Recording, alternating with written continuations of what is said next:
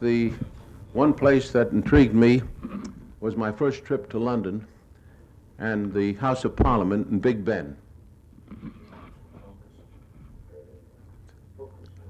Now, these pictures, you must remember, are more than a quarter that amused and entertained our boys who were stationed all over England was Westminster Abbey.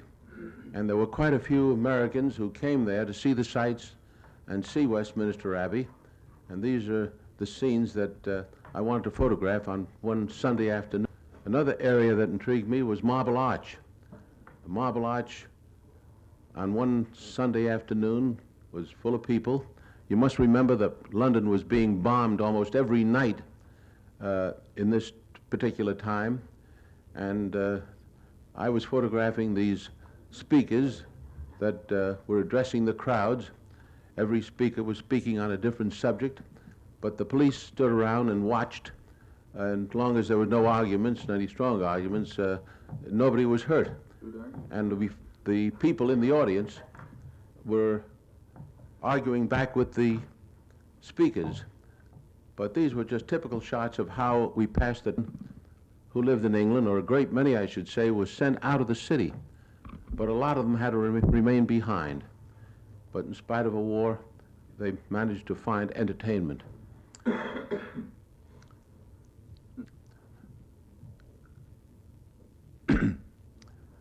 I was surprised to see these children drinking out of community drinking cups that were changed to the fountain. And I'd like to make candid shots of these children so they didn't notice me. But every once in a while they did. But this youngster is taking a cool drink on a beautiful Sunday afternoon. Discovered that the St. Paul's Cathedral had been hit several times, but not badly damaged. And of course, one of the other attractions was Buckingham Palace and the gates, which were protected by British troops, not in the bearskin hats which they wore in peacetime, but in full war uniforms. And this is the way they paraded up and down. They weren't performing for the camera, but they were actually doing their duty. But you notice the barrage balloons in the background. London had barrage balloons all over the area. And it was said that if it wasn't for the barrage balloons, with all the equipment that was being brought country, that the islands would sink into the sea, but the barrage balloons, they said, was holding it up.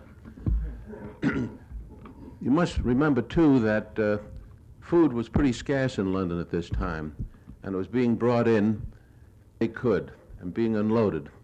But it isn't often you get a bright day like this in the spring in London, and this was an opportunity to show what the soldiers were doing while they were waiting for the invasion.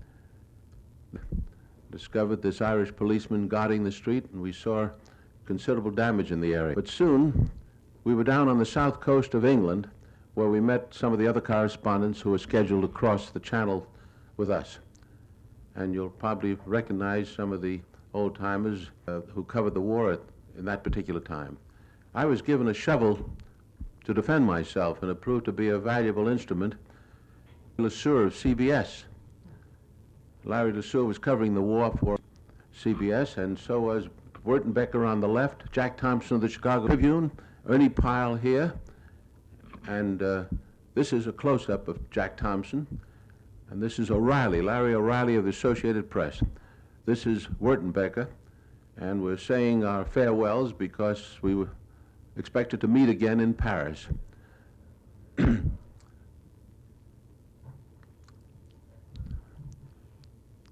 Here on the left we see Clark Lee of INS and Bill Stoneman, who came from Chicago, from the Daily News. And some of the correspondents were being board a military truck to be taken to the south coast. And we went through small British towns, and life was going on as usual. The people were in the marketplace buying, and as though nothing was going on. But after a 150-mile ride, that's how we felt, riding in an army vehicle. We found Plymouth damaged. A lot of the buildings were completely destroyed, but this was found all over.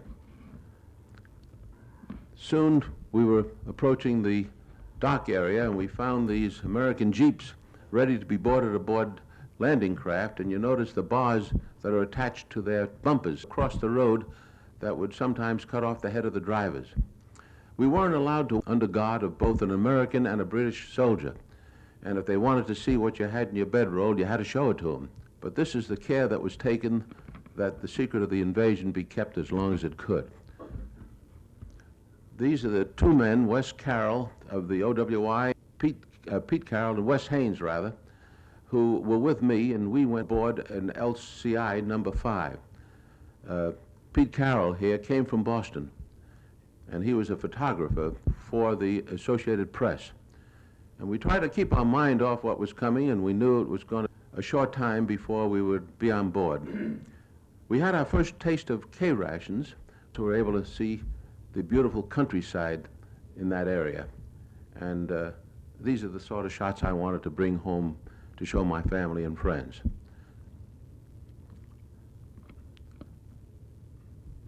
Pete Carroll was using some of his film to make a few shots himself. And soon we were down at the docks. And there we found units of the 101st Airborne Division carrying everything they could carry by hand, boarding landing craft that were so heavily laden they had to be pushed off the docks by trucks, as you see in this manner. And these men were now to larger craft and boarded for the invasion. And here we see several units carrying grenades, bazookas. They didn't have an opportunity available at this particular moment. We were aboard a fleet of LCIs, and here shown with the commander of the invasion group in the center, and the captain on the right, rather the captain of our ship, Lieutenant Patton, was in command of the LCI number 5, and we found out that he participated in several invasions in the Mediterranean area, and we felt rather confident that he knew what he was doing.